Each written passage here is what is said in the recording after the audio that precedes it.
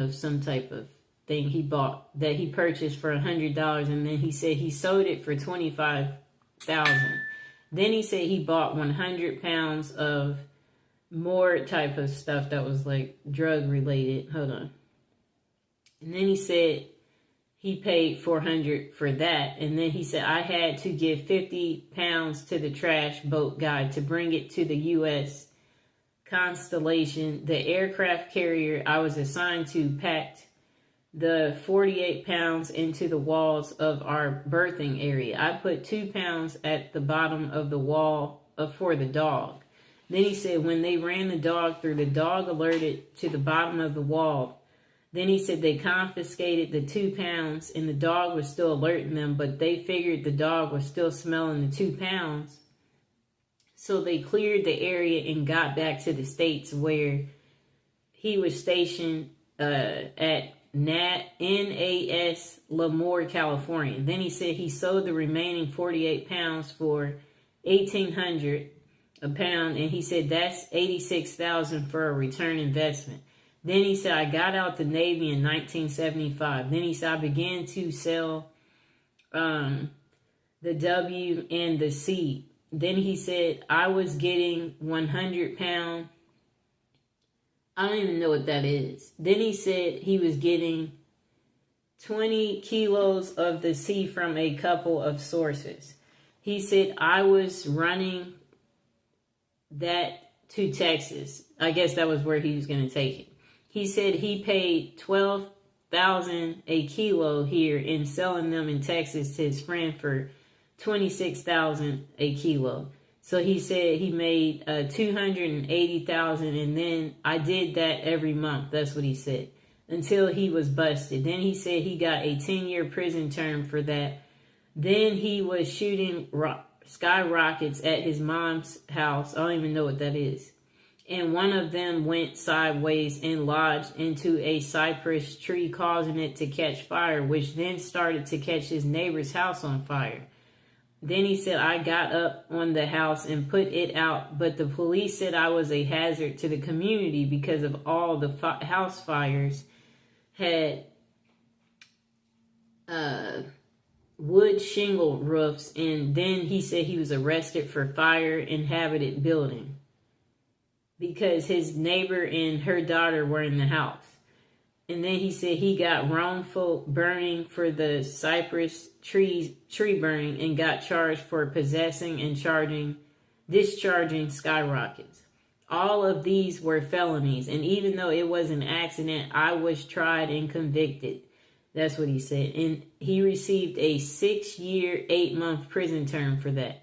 He said he got out and decided he was going to be the best drug dealer in town. Then he said he started cooking the M stuff on the stove for a certain biker group. I was cooking about 10 pounds a week, he said. I made over $1 million in around 8 months. One of his previous girlfriends got busted and made a controlled buy of 9 grams of the M for $100. She took it out to the cops outside and he tested it and took in Abbott to a judge, and a warrant for search and seizure was approved. They raided his house and caught him with 11 pounds of the M and 9 pounds of the W, 3/4 of an ounce of the C and 10 grams of the H, about 1,000 narcotics in pills. It's too much stuff he has on here. So then he said they got $300,000 in cash from his safe when they caught him. And last but not least, he had 3 firearms. Then he said he got a 10-year prison term for that. After he got out and was on parole, he got caught with 3... I don't even know what that is, but he was caught again with the M and got 2 years for that. Then he said he got out and gave his some officers okay, so they tested him for the H, and yeah, he was guilty. Then he said she came back with the police and raided his apartment, so he got in trouble. They found more of the stuff in his girlfriend's room or something. And they wanted to give him life in prison for that. His brother and his mother talked to the district attorney, and he wound up getting a 10-year term for that tiny piece of H stuff they found. He said he studied law in prison and got an associate's degree for paralegal. He was working in a law firm office, and some super weird bad stuff happened, which caused his fiance to commit suicide. He began using more and more of the H stuff as a result, and then he said he blew through his bank account and was broke. He said he got fired from the law firm for making too many mistakes on legal briefs. And then he said to get money for his addiction, he began to rob banks and rob a bunch of them. Then he said he got busted for the bank robberies. They wanted to give him a 46 years to life at first. Sounds like he keeps going to prison his entire life. That's the kind of life he was living. The attorneys where he was working took the case free of charge. It took 3 years in the county jail to get the sentence down to 15 years. Then he said he got out of prison and enrolled in a substance abuse program, got off drugs, and now he's a 67-year-old man on SSI and disabled. And then he said he's free and sober and happy. It took 33 years of actual prison time to figure out that drugs suck. I wish I had learned sooner. It is what it is. I'm writing an autobiography of my life. I've named it Diary of a Dope Fiend. He said he's almost finished. There's so much more than what he's typed here, and everyone says it's going to be so great. So maybe I can be an author of some books. Only time will tell. Well, I'm glad he got himself together. But who knows? Maybe he will be going back because of how many times he went. So the next person said, how can Android users make extra income, blah, blah, blah. Okay, so that's a different article. Oh, okay, no. Here it is. This person said they ended up there because allegedly they had CUT somebody 43 times. It was the very first felony charge, and it was aggravated assault with a deadly weapon intent to hurt them.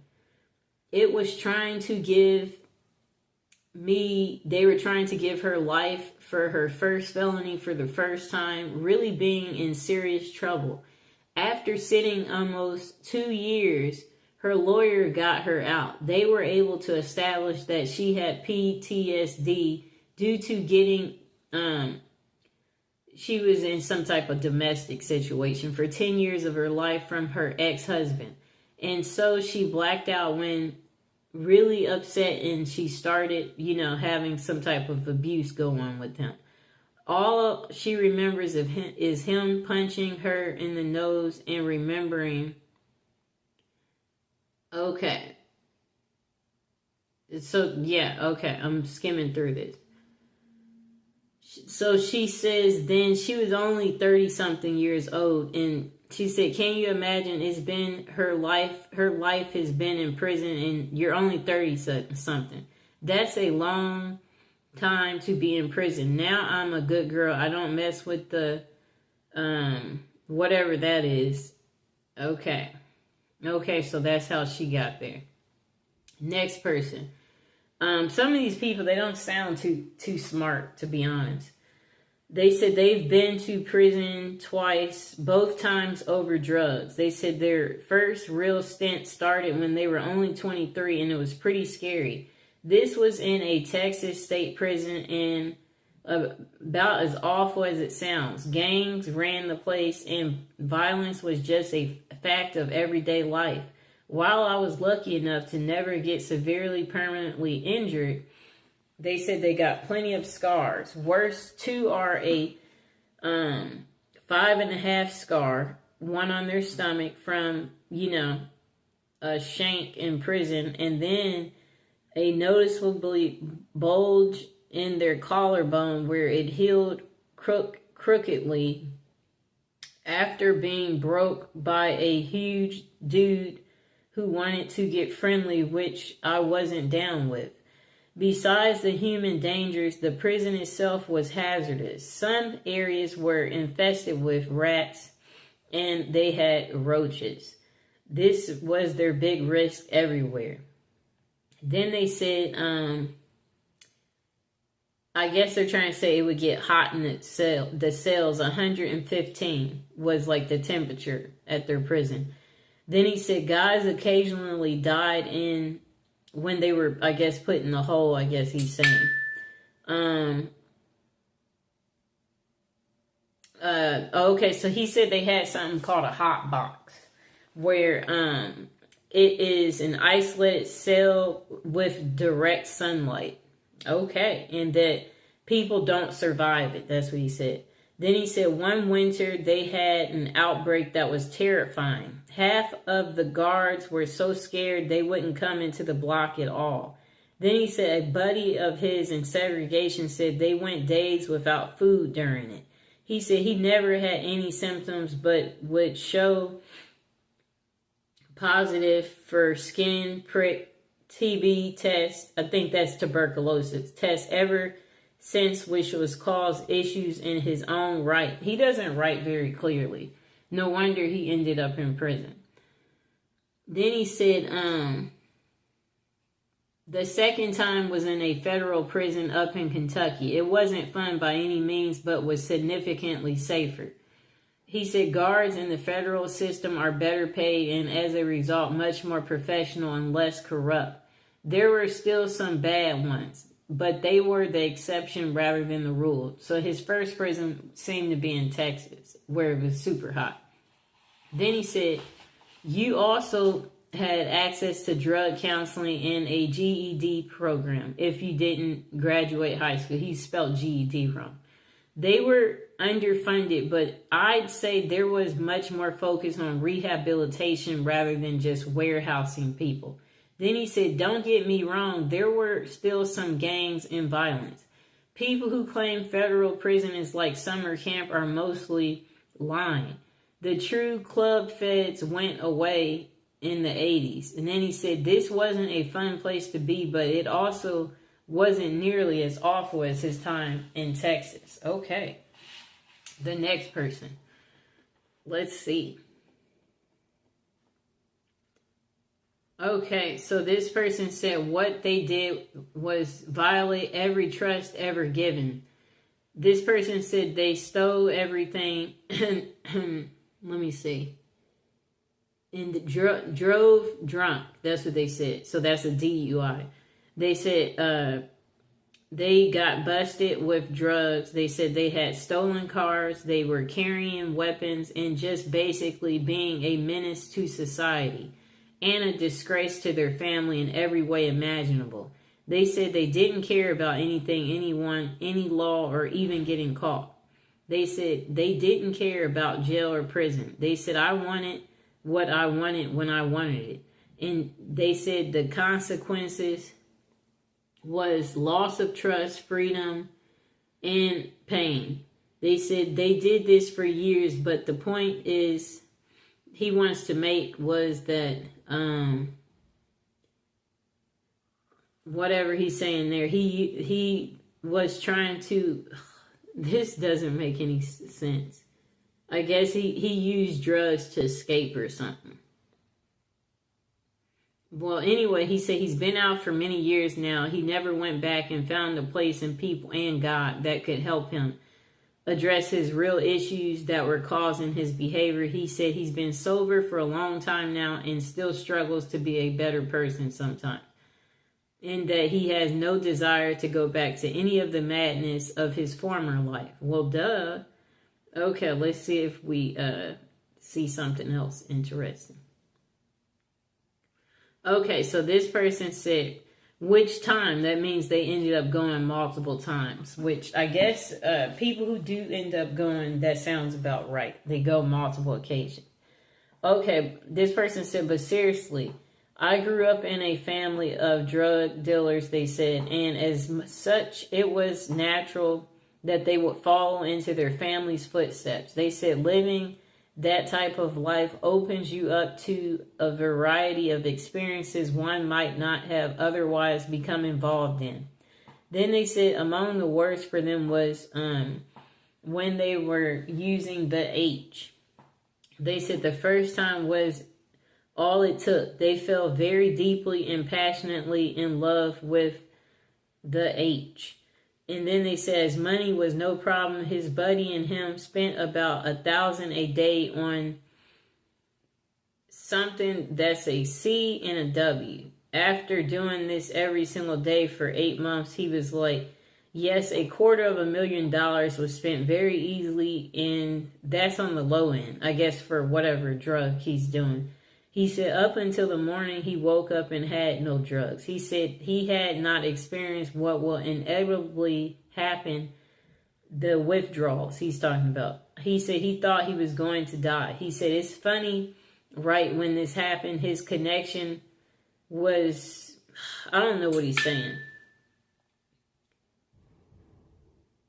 So I guess he said he had no money, which means no drugs. I guess no money meant that he was forced to stop. Then he said he became a person who forged checks where he made $400,000, and then he said later he was arrested by the FBI and sent to jail. He said as anyone knows that has been involved in the U.S. criminal justice system, once you have entered, there is no exit. That old revolving door just keeps opening for you, and it seems you can't never get out. Wow, that sounds very sad. He has some people agreeing with him. Okay, so the next person said they went to prison for 29 years for murder. They said of a 22-year-old that was abusing their sibling, their brother. And then they said they was in several different prisons, and the experience in each was different. They said the first one they was at Missouri State Penitentiary. It was the worst. They said at that place there's stabbings every day. You always had to be aware of everything because things would happen in a second. So then he said he had to resign himself, so he was he was not mentally doing well. So but after 5 years he got transferred. He didn't think he was going to survive at that prison. There was still violence, but not nearly as much. And he said the prison was cleaner and had AC. He found a perk. That's funny. Looks like that's interesting. Let me see. These people have some stories. Wow. Okay, we're about to get into the next story. It's just so many.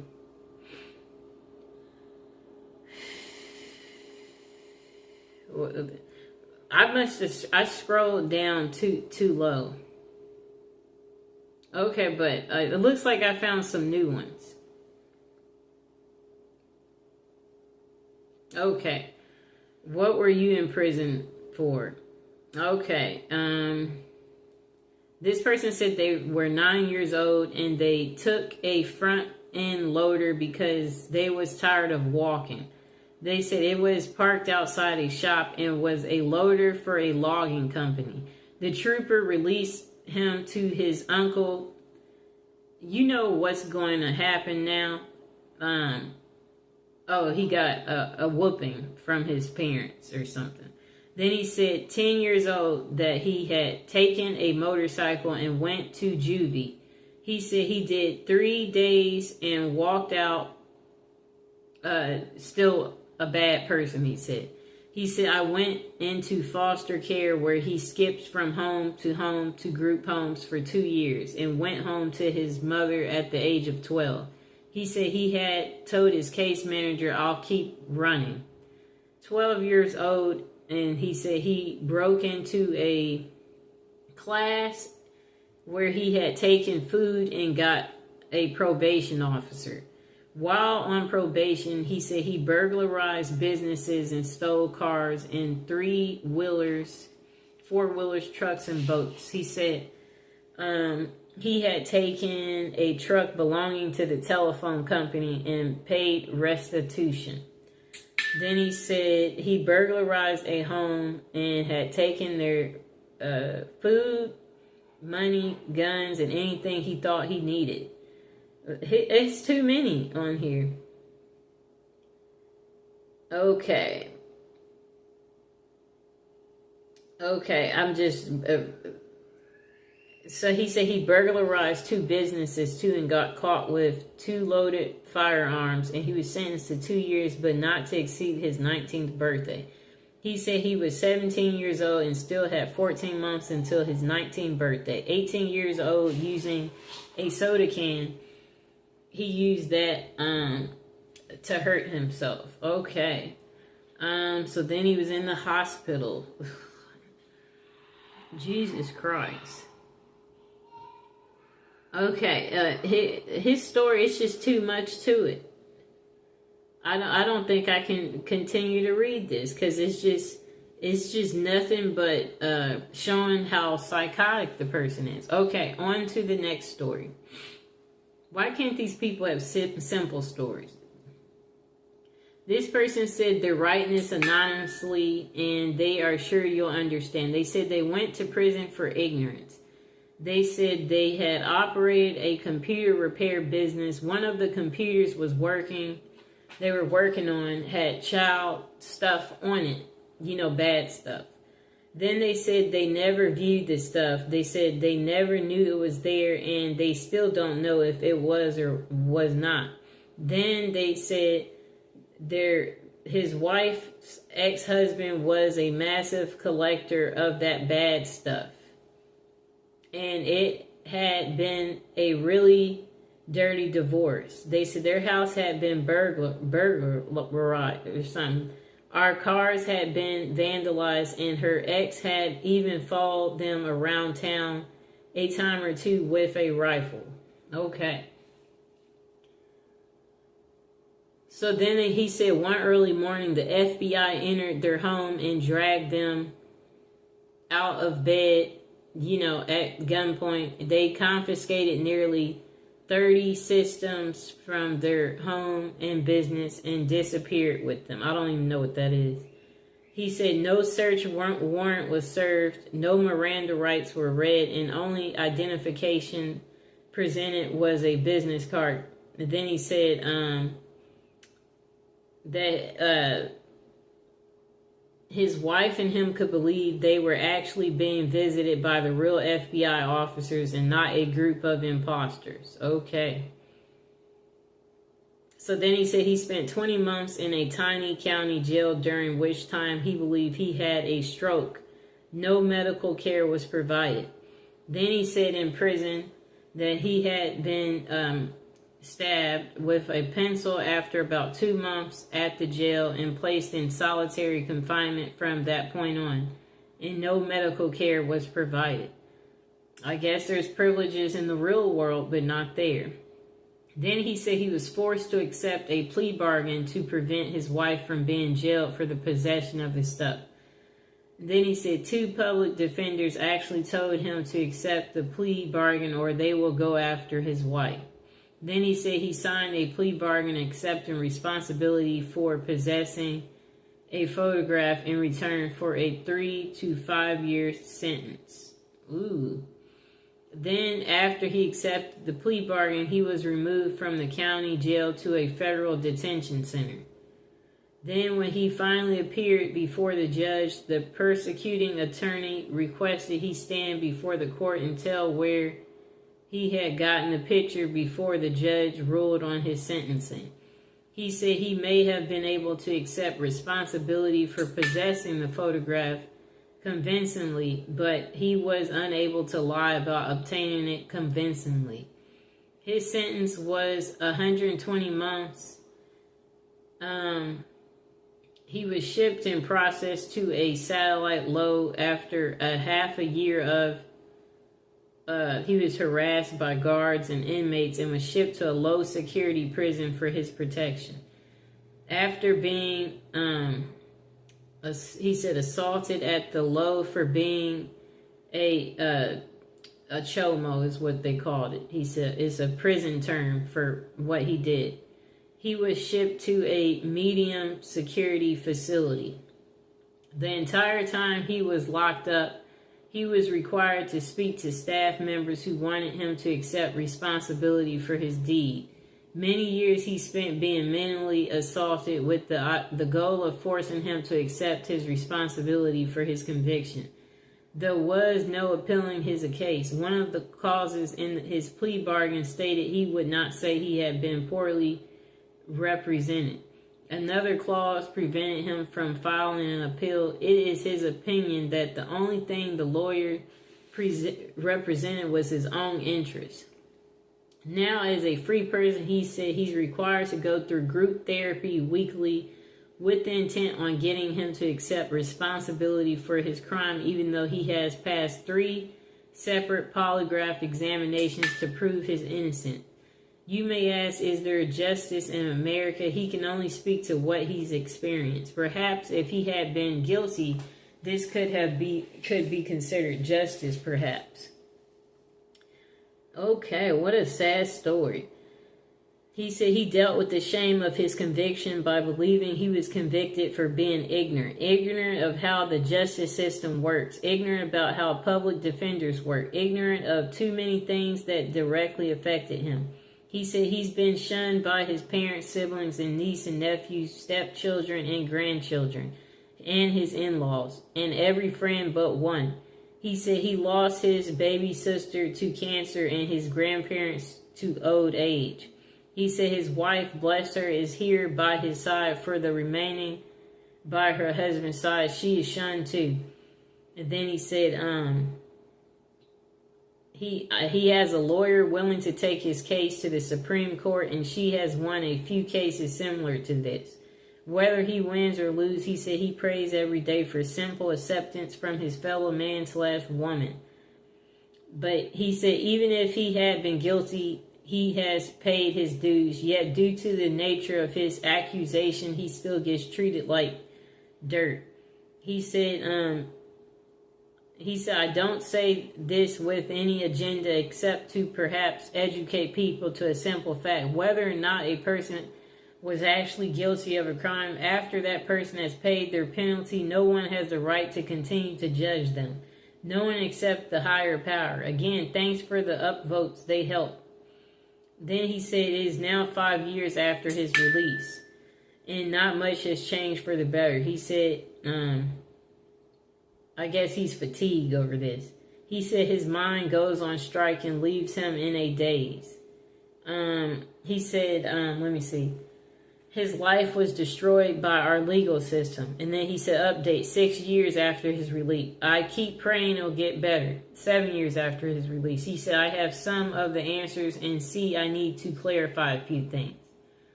Miranda rights are only read if the suspect will be quoted in court. Warrants may not be presented when served. So much for my TV education. Then he said, whether I was the person who obtained the picture or not, he said he was still the person in possession of them. Next thing said, things are better. That's what he said. Number 5, to those who have a choice, do not ever accept a public defender. Wow. Then he said 9 years after his release, he has a lawyer now. He said he finally is able to submit a FOIA request. There was a confidential informer in his case. Because of the informer, his case had been sealed. Then he said also because of this informer, the warrant that had been signed and sealed by the magistrate, the warrant was expedited because it was believed he had the ability to destroy the evidence if allowed the chance to do so. He said currently the courts have ruled he no longer has to register as a sex offender list until the courts rule in his case. Okay, so he said he's not on that list no more. Then he said 11.5 years in prison, 5 years on supervised release, 9 years on the list of the bad list. And it appears the courts will now clear his record. Wow, I guess he had tough time. You know, that was a crazy story. This person said they used some type of tool and got someone 43 times. They said it was the very first felony charge, and it was an aggravated assault with considered a deadly weapon, intent to harm them. They were trying to give that lady life for her first felony, for the first time really being in serious trouble. After sitting almost 2 years, her lawyer got her out. They were able to establish that she had PTSD due to getting in a domestic dispute with her ex-husband. Okay. Let me see.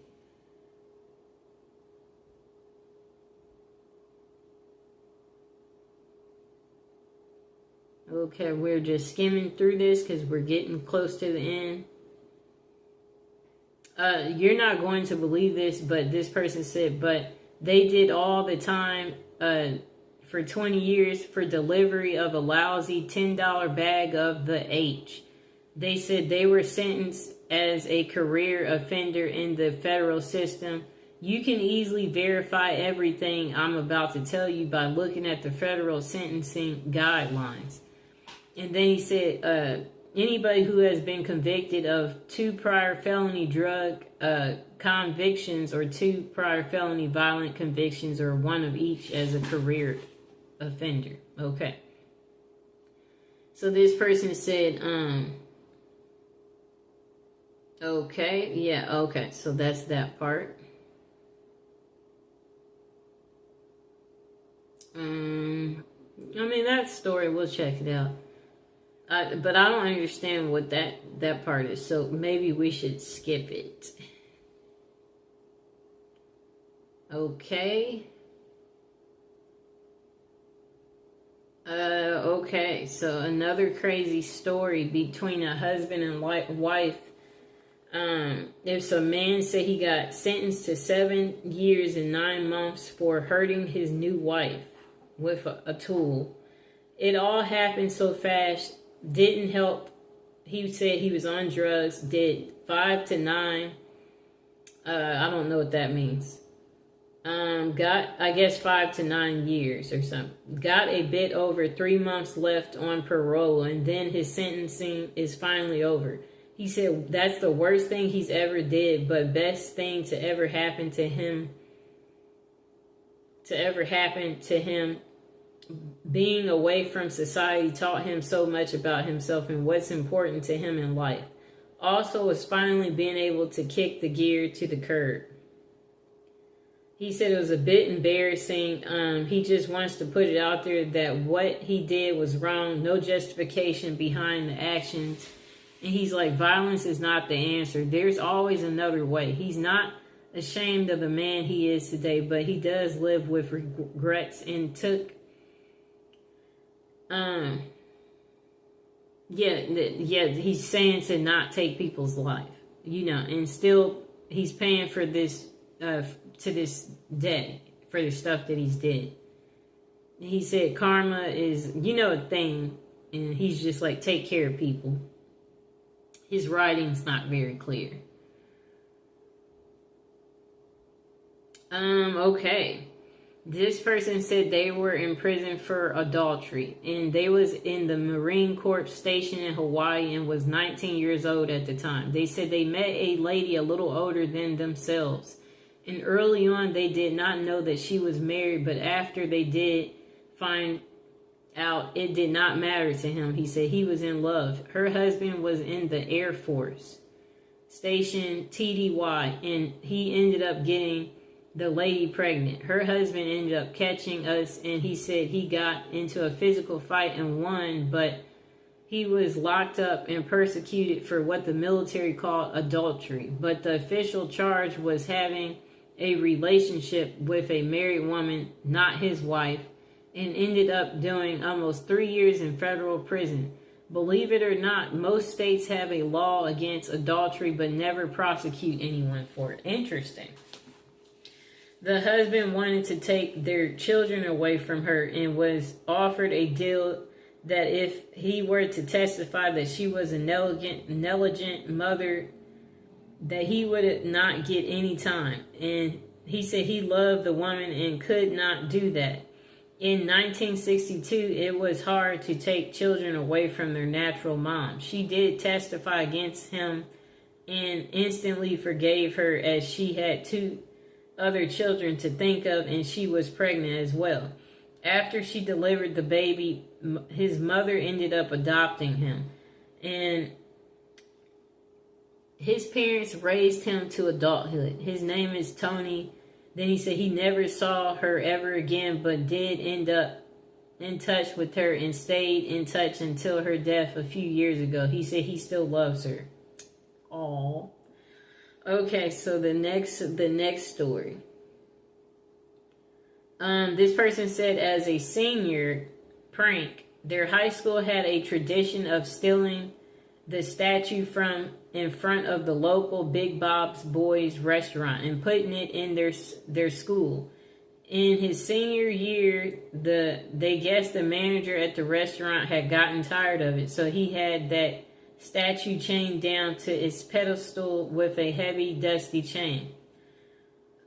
Looks like a long story. And why can't he just get to the point?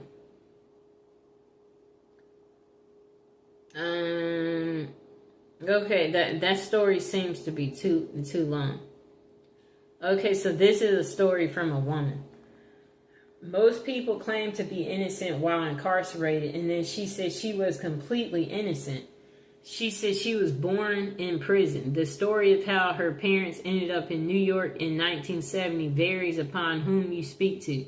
Some family members claim that her father was a member of the Weatherman Underground and that he made bad stuff to sell to the Black Panther Party. Others claim their incarceration was due to a fight they had with a landlord in Northern California. Others just claim ignorance. Okay, her story seems too long.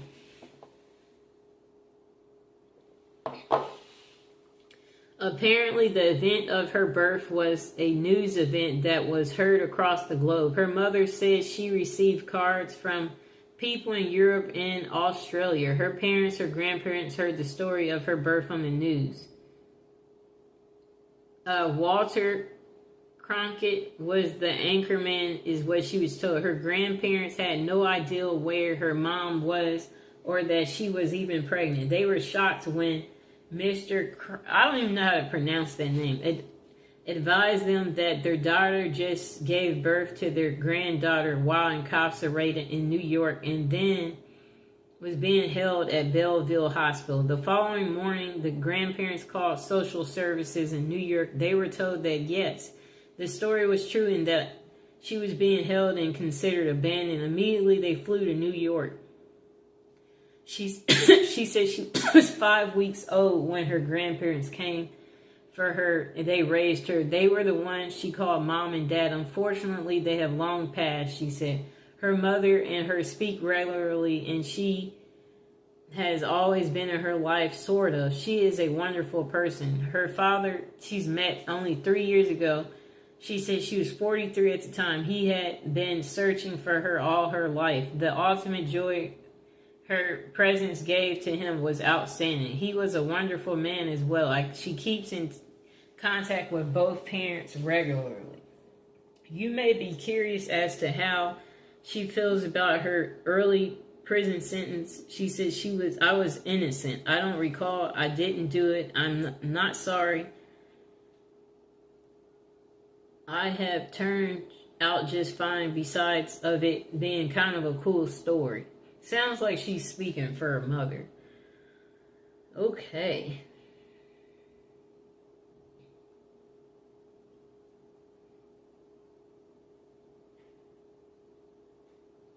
Okay, so that looks like a long story. Wow. Some of these stories are just entirely too... This person said they murdered a man who was... Okay, no.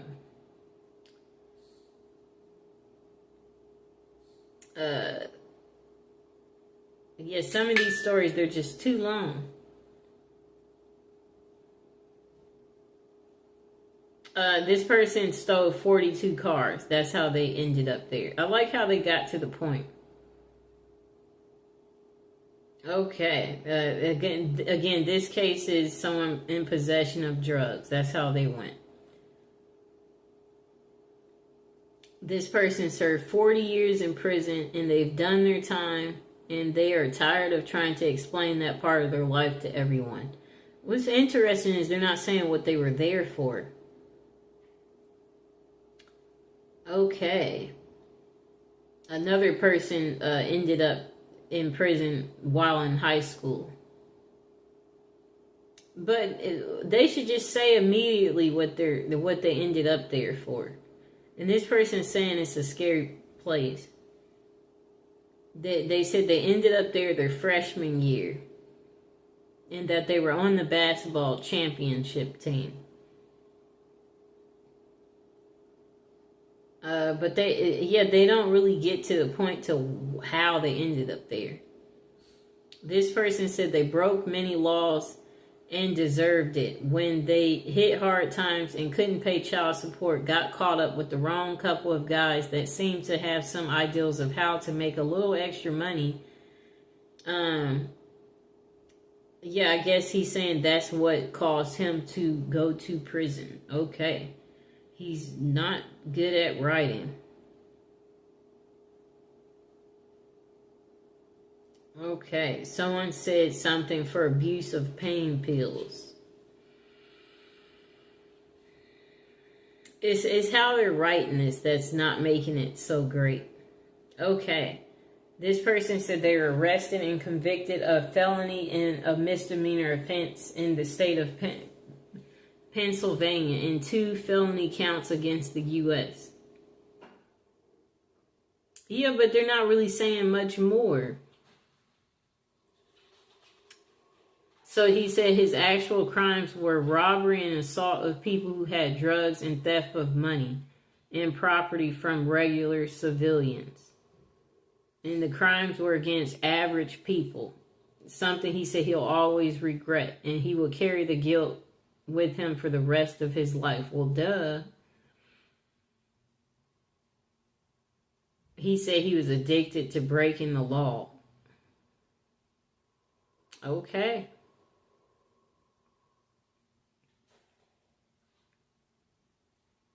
This person said murder of an innocent person with their hands. Okay. They said it was a mistake. Not on purpose. But they could not have proven it to be a mistake. And they said they didn't deserve the conviction. Really? Okay, so, okay. We'll probably do one more story. This person, she says she ended up there because of forgery. It started because she just turned 18 and was a server and moved into her own place. She didn't realize how hard it was to pay bills and live on her own and had rent due. So she started to change credit cards and to say she got a $15 tip instead of a $5. Well, it was working so well, I changed a check to $100 more. And after 2 months, then she said she got caught. Then while she was waiting to be sentenced for that crime, she got married in Kansas to someone she hardly knew and they wrote checks from his closed out and cashed them on his savings account. All this simple mistake, or what she thought, got her a total of 7 felonies, 8 misdemeanors, and 4 years and 8 months in prison. She says she's been out for 15 years with never going back and no new charges. That's the one thing she learned. Okay. This person said,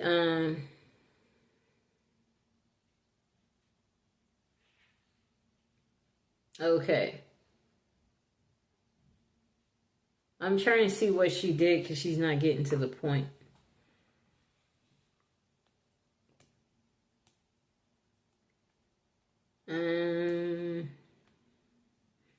Okay, let me see.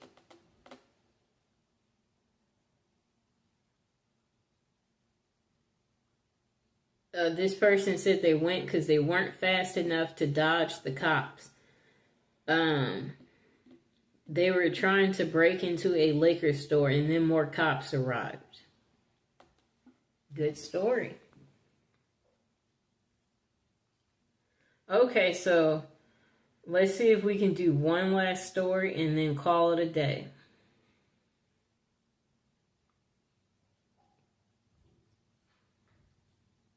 Okay, this will be the last two. This person said they were 45 when they first went to jail. There were more than a few reasons. Having all-night party at their house was one of them. Police informant neighbors didn't help. Having girls argue out front of your house in the morning didn't help.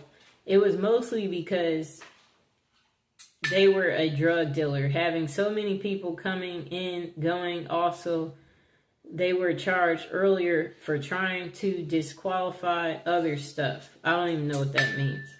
The police had a warrant for their arrest and caught him with drugs. He said he was caught on a Sunday, went to court next day, no bail, straight to jail. Okay.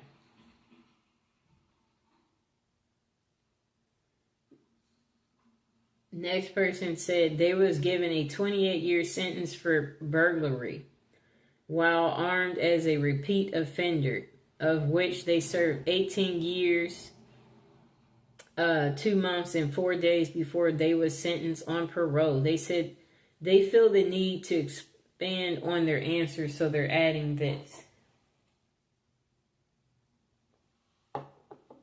In Wisconsin, armed burglary is a Class B felony and carries a maximum of 40 years. They said also they had a sentence enhancement for being a repeat offender, which adds another 10 years. Then he said he received 28 of a possible 50. 28 out of a possible 50. Okay, of 50 years. 28 years instead of 50, which was the maximum.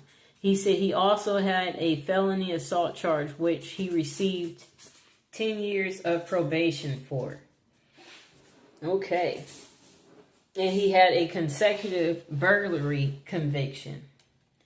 Other factors were that he had 2 prior felony convictions that he received when he was in adult court at 16. So that was at age 16. He was given 18 years and 2 months. Goodness gracious. That's the majority of his adult life. And here's Mr. Fox. After talking about such negative stuff, we hope that you seeing Mr. Fox makes it all better, because if you guys enjoyed the video, please like the video, please subscribe to the video, and please share it and tell me how much you like Mr. Fox. And yeah, that's the end of how people ended up in jail. It was just a series of stories that I selected and read online. Quite entertaining, but very disturbing. But I still hope you guys enjoyed it. And Mr. Fox, he might be making some more videos later today.